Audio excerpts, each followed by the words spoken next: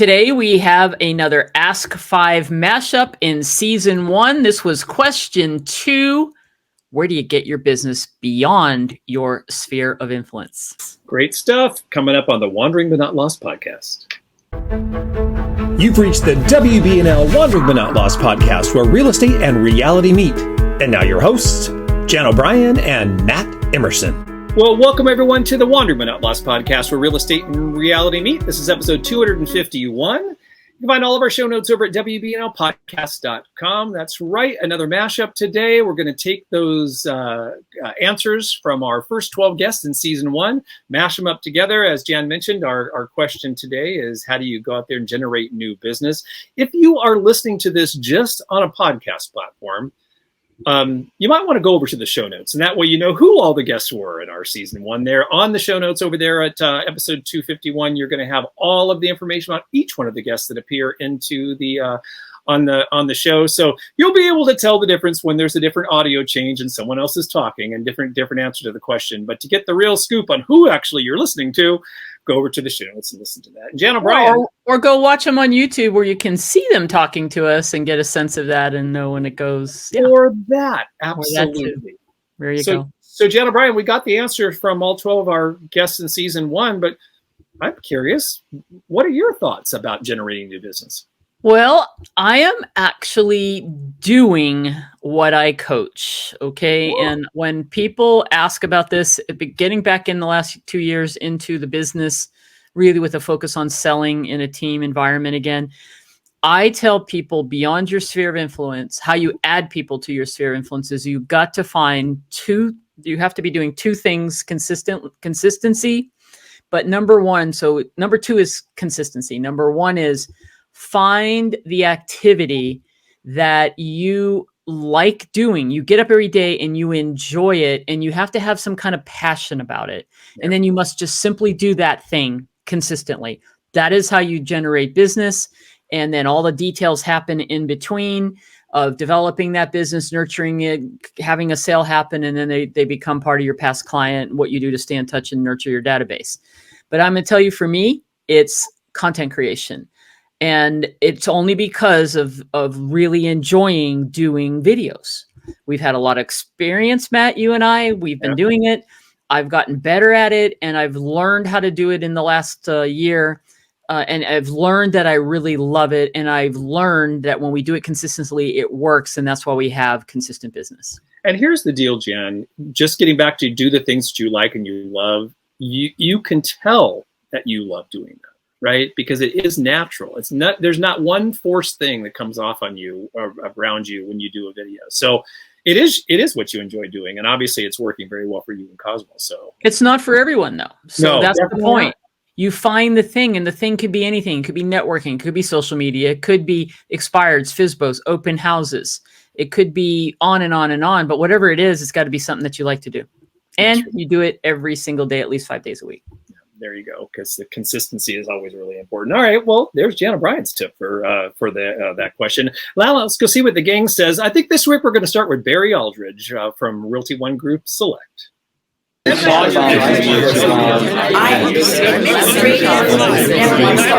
Everybody always says, my business comes from my database, sphere of influence, past clients.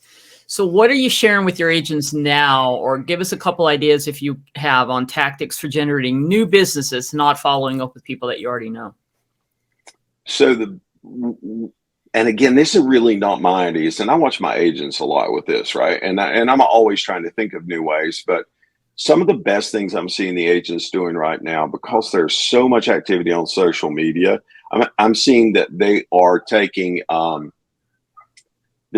these social media groups, like these networking groups and social groups, whether it be, dog lovers or dog park people or beer, brewery kind of people, or sometimes it's fun, sometimes it's social, sometimes it's fundraising, but just network a lot more and just be out there, not going out there as a realtor, but just going out there as a fellow person. I tell the agents, the most important thing you can do is go out and talk to people. And the most important word that you can say if you want to sell a lot of real estate is hi.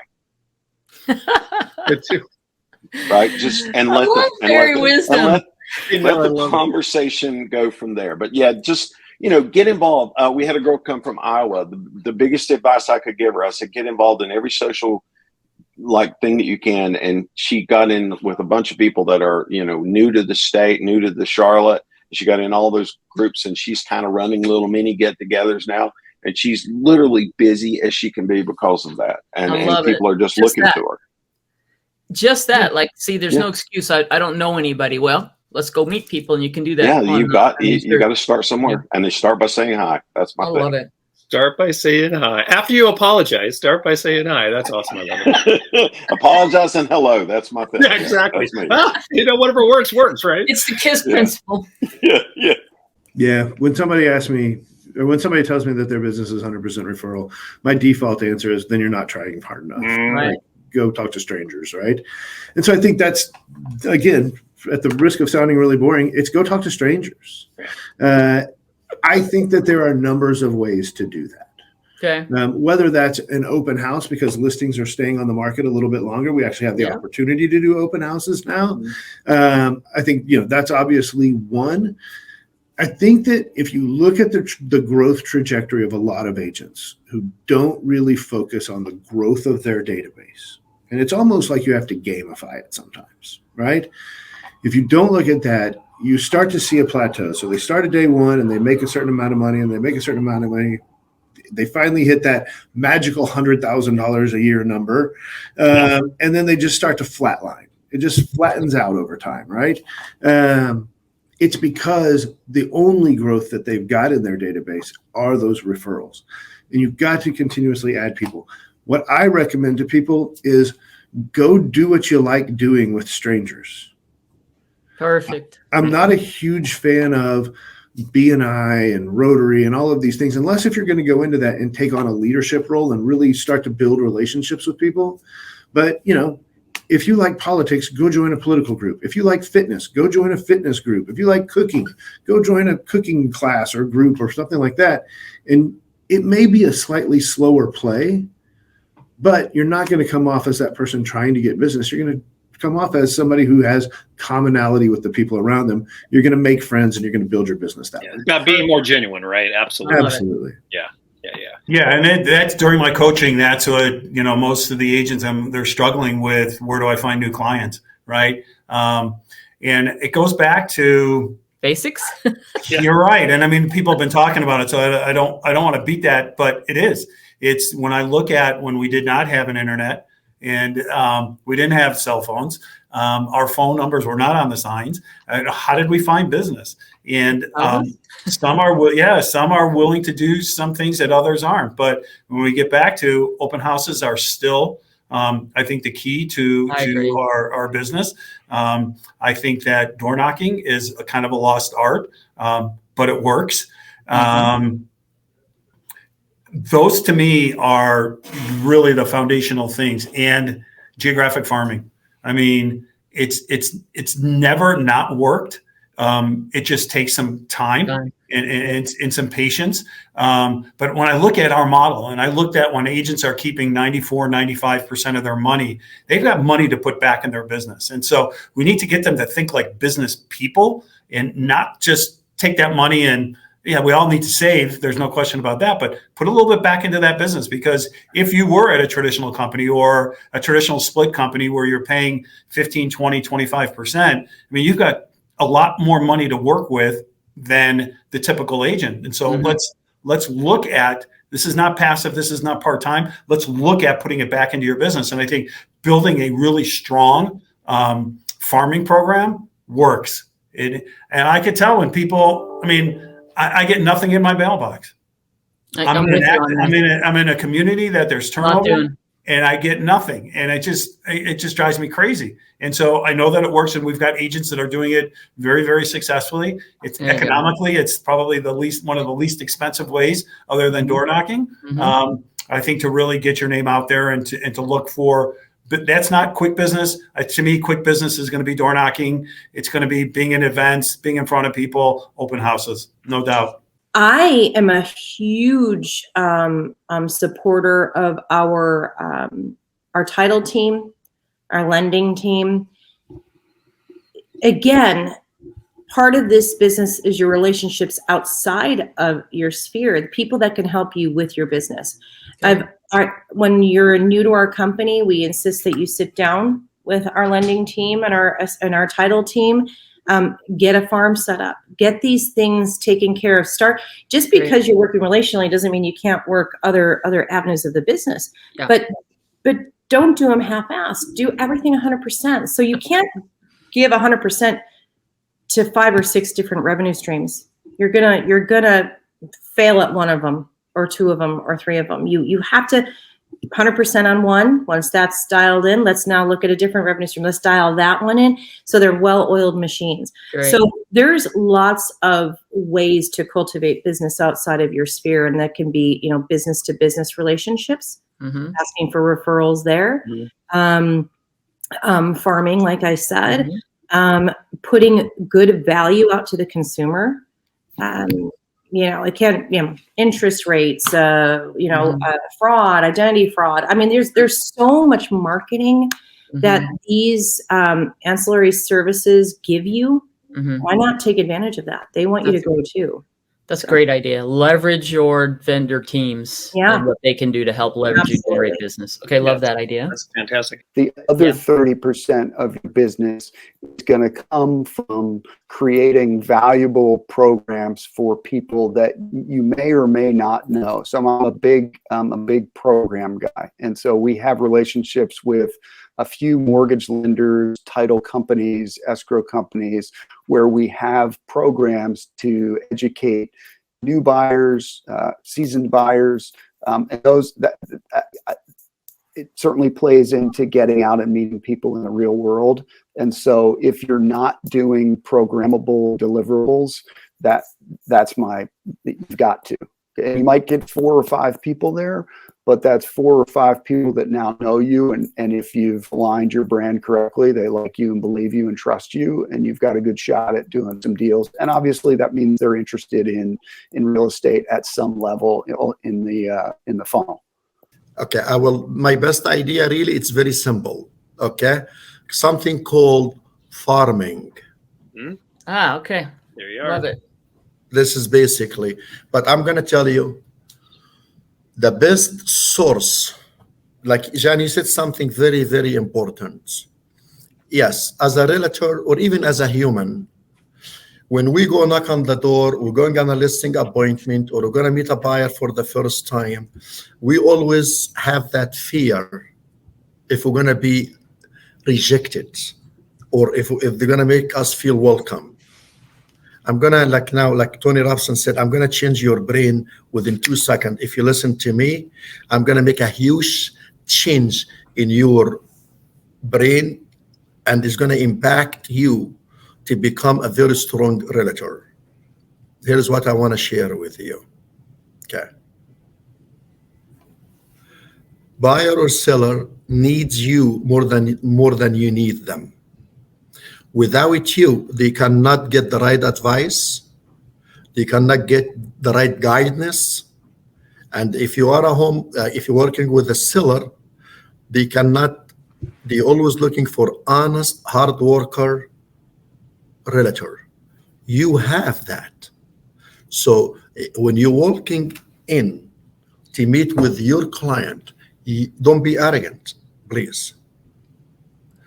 But keep in mind, they need you more than you need them. And I'm going to prove it to you in 2 seconds. I'm going to put 2 things together today. Okay. The most important source to help you to grow your business, to get buyer, to get sellers, is open houses. Never fails. Right. Now, let me take what I just told you before. When you are doing the open house, and this lovely potential client coming to your open house, you are very confident and you're very relaxed, and they are nervous. This is exactly what you go through when you go on the listing appointment. Yep. And that's why they walking in, they don't know if you're going to treat them right or wrong. You're going to greet them the right way. in the meantime, they know they need you more than you need them. That's very good If advice. you believe this also, when you go on a listing appointment when working with client, you have to take a deep breath when you're in that doorbell. You first you have to give the people their territory or space. Yeah. Okay, you don't want to open the door and here's the are in their face. It is not polite. Take 5 steps away. Let them just look at you, breathe. And then you breathe and then you say, hey, I'm here to help you. You are not there to take money from them. You are there to sell their home to get them the top dollar. Right. So open house is very important, like we said, to add more client and farming also as well. Jan, you do class for that. Yes. I mean, you do class. It's beautiful class you do. And I don't want to give all the secret. It is farming. It is open houses. Good. But you know what? Open houses. Email. I'm gonna give it away. I'm not gonna put you out of business. Farming here, guys. Farming, open houses, email, use your phone, reach out to 5 people on the phone every day, contact 5 people by texting, send 5 emails every day. And here's the most powerful one, okay? For sale by owner and expired listing. There is no secrets. Jen, I'm so sorry. I put you out of business, did I? It's all good. That's it. Can we just get them to go? Yeah, you got to swipe left and right a little bit. So you got to build your database. Yeah, exactly. How do you build it? Right? Like, yeah, you got to make it rain. You got to bring new people in. I still believe that everything you could possibly want is around you. But yes, new business. It's more about the consistency of the things I'm going to tell you than the actual things, because being in my position, I've seen everything work, regardless of what it is, as long as people commit to it at least a year. Obviously, no matter what you choose, don't give up unless you've given it a full 12 months and committed, because people give up 3 feet from gold all the time. They put in all the front loaded work and the money, and then they bail. Personally, sphere of influence, direct mail. So we do luxury. So direct mail still works. You kind of have to do it in luxury. Social media, I'm posting 2 posts a day, original content on 4 platforms. And I believe email campaign is still one of the most underutilized and highest return on investment that people could do. Now that's a lot, right? But those 3 things. And if you're going to use, I'm not a huge fan of online leads, because I like controlling the real estate of where I work, right? You can control your emails, you can control your content, you can control the direct mail. But if you can do online leads, just make sure it's prioritized correctly and get there first, be first, right? Before it gets saturated, and then play the long game where, your cost of acquisition may be 30-40% the first time, but if you nurture them and put them in your funnel, then the second time around is maybe a 15% cost of acquisition, and they become your clients. And then you can turn off that stream whenever you want, and they don't own you and you own them. Use them for who they are, right? Mm-hmm. So I'm a big believer in networking as well, right? So, and being involved with the Las Vegas Realtor Association, I do get the opportunity to travel to, different conferences, right? So I do the NAR mid-year, the political conference. I go to the NAR every year. And my coach challenged me to this year, and I've always done it, but I've never focused on it, was give and receive referrals from other agents, right? So I'm already at 6 this year, which is shocking to me. Like I'm like 6 inbound or outbound referrals, right? So as people leave Las Vegas, where are they going? Like, so you got to research what are the markets that people are moving to, and build relationships over in those markets, right? And then where are people coming from, and build relationships in those markets. And so, I think it's really networking. I know when I was brand new in real estate, I'm like, why the heck would I want to talk to my competition? They're not. That's a great idea. Yeah. So it's your agent network, and I love it. And since you travel, it's key. Are you doing anything intentionally around that, Azim, where you just like your database, you stay in touch with those agents to let them know that they can refer and vice versa? Is there anything you do? So every quarter, I send a quarterly newsletter to about 150 agents, just with Las Vegas market stats, rental stats, and investment focused things. And then a little just paragraph and blurb. And I print 250 of the same thing. But then what I'll do is also take a little Post-it and be like, oh, hey, Jan, missed seeing you, in Anaheim, hope Perfect. in DC or whatever. So I'll put generally a little handwritten Post-it note inside each of those as well before I send them.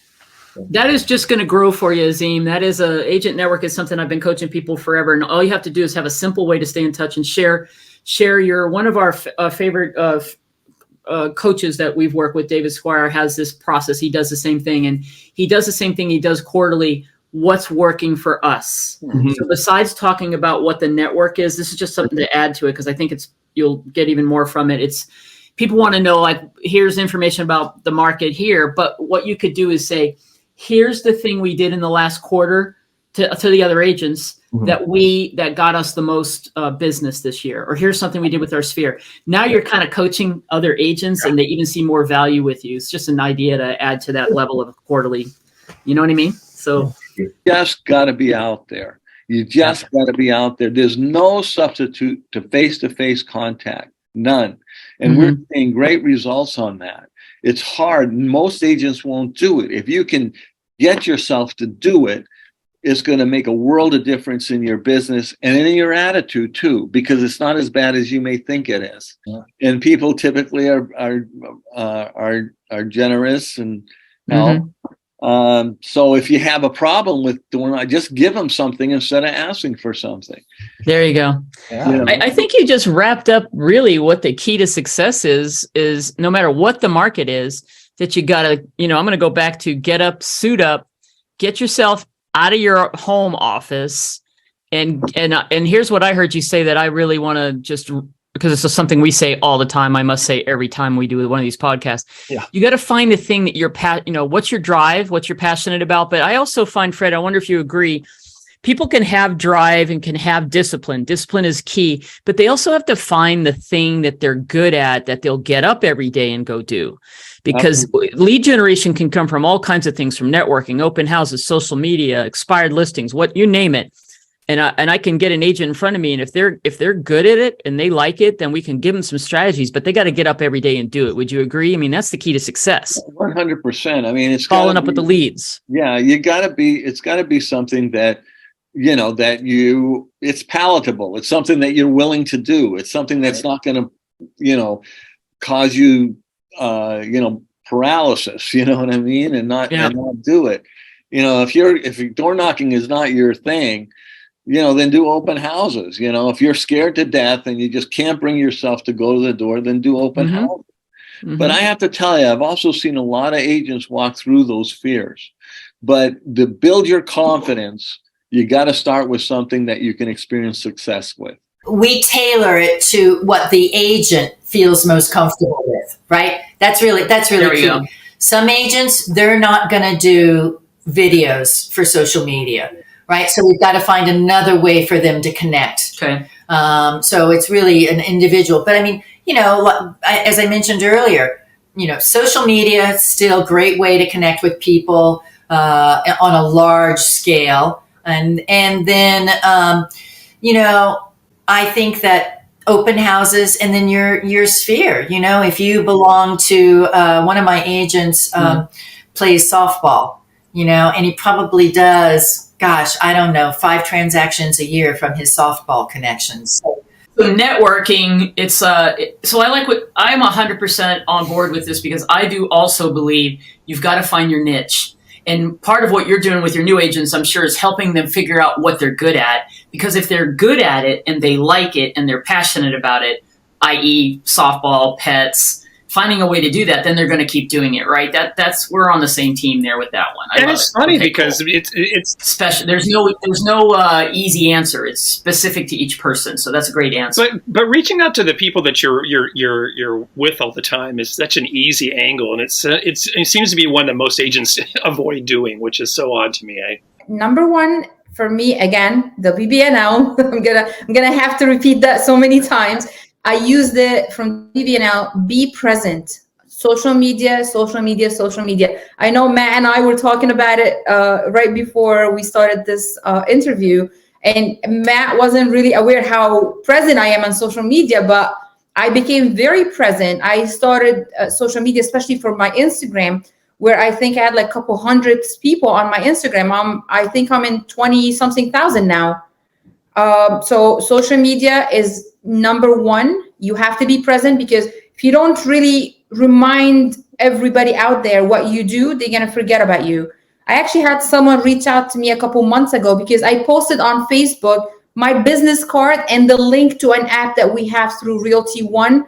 It's something similar to Zillow, but it's through our company and it's more accurate than Zillow. And he was like, oh my God, I completely forgot you're a realtor. I have some money saved. What do you think I should do with it? And I got a lead at that. And I'm still working with him until now. So we're finding him a house simply because I put my business card on social media. So social media is number one. Being unique. What I take pride in is that the service that I provide for my clients, it has to be something that they can't just get from anyone else out there. There's so many realtors out there. You have to be different. You can't just take a listing and post it on the MLS and put it on your social media and call it a day. You have to do something different. I do staging. I do different kind of open houses. So if it's a crowded area, I blast music. Again, WBNL ideas. I blast music. I bring a DJ if the area allows me to do that. I'm gonna record that next open house that I'm planning on hosting in the next couple of weeks. I'm gonna have such a big present for that open house. I take videos. I post on social media. So you have to be unique. You have to provide a service that they can't get from somewhere else. When you say you're recording it, you definitely, I hope what you mean too is that you could use it for training, but you definitely could leverage the behind the scenes on social of like how you prepare for that massive grand open house and then clip it all together and post it to say, this is how I can get your home sold too, right? That's a great idea. I love that. Like show how unique. Everybody else just put some signs up, maybe some balloons. Look what you're doing. And then show people coming through and all that. That's a great idea. Great idea. Yes. I'm going to be honest. Recently, I started doing that because now that I have a team working with me that can help. Before, when it was a one-man show, it wasn't as easy for me to do.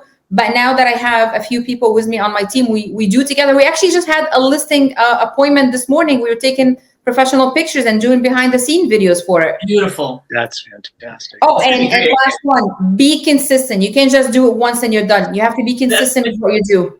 Again, WBNL. All right, Coach Lodi, good stuff. Yeah, no kidding. So I've been heavy lister. I'm a top listing agent in San Diego now. And so I am actually focusing on non-owner occupied. And I have a simple system in place to, if there's a renter in there that's still in a lease, to get them out if this, if they want them to, and a payout. My commission goes up a little bit, but I absorb a lot of those costs. So it's not a crowded space. So that's kind of where I'm headed. I've picked up some ideas from you though that I might do, but again, I have to keep it simple or I'm going to just not do anything. I get excited about the stuff. Non-owner occupied. So is it without getting into all the details, is it a combination of, do you try to track down phone numbers because people live out of state or they might live in state, or are you mailing to them, or what are you doing to try to reach out and say, hey, I have a solution if you're thinking of selling your house?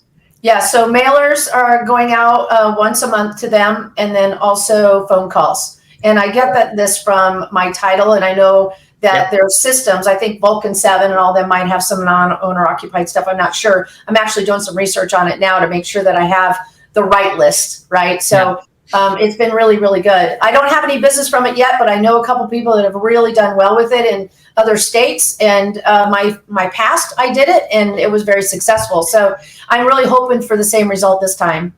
You know, just to share a story on why I think it's such a great idea. That is one of the things I did when I went to Florida. Matt actually helped me with it. And I was renting in a 55 plus condo, second home, very, very much a second home condo place in Clearwater. And I just sent postcard mailers to all the non-owner occupied, but there was a reason for the mailer. And the mailer was right at the time that equity had gone up so much. And it was all about, did you know that your condo, I would focus on just the 2 bedrooms, has gone up at $40,000 in value since last year? Well, I got 3 listings from that. Nice. Off of 2 mailers. That's very cool. And then what happened, it spurs a whole bunch of real estate agents lived in there. And all of a sudden I found they were doing the same thing. Yeah, they started copying you. Well, that's another mashup from season 1. That was question number 2. How do you generate new business? You can find all that information, like I said, all the information about each one of our guests that appeared in season 1 over at the show notes at WBNLpodcast.com. This was episode 251. Jen O'Brien, any final words? No, find your passion and do it. There you go. Live the life you dreamed and be forever wandering, but not lost.